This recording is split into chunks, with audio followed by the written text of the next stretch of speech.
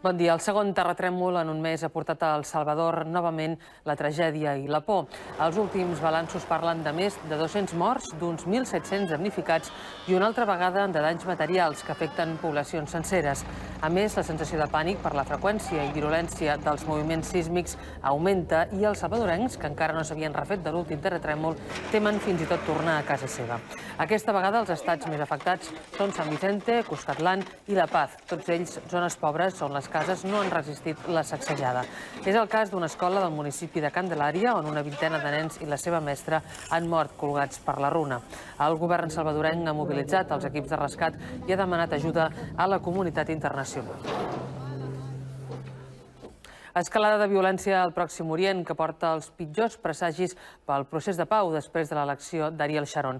Aquest matí, 8 israelians han mort i una vintena més han resultat ferits quan un palestí ha llançat l'autobús que conduïa contra una parada on s'esperaven desenes de soldats i civils israelians al sud de Tel Aviv.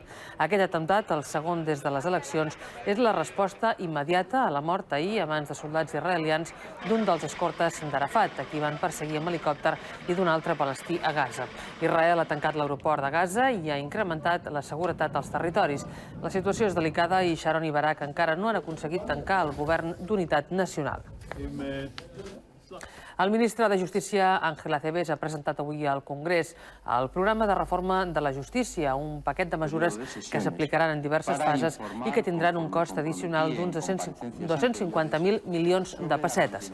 Es vol agilitzar el funcionament dels jutjats, que acumulen a tot l'Estat 2,5 milions d'expedients sense resoldre, oferint sistemes més moderns i ampliant les competències de les comunitats autònomes. Políticament, el punt més conflictiu és la reforma de l'elecció dels vocals del Consell General del Poder Judicial.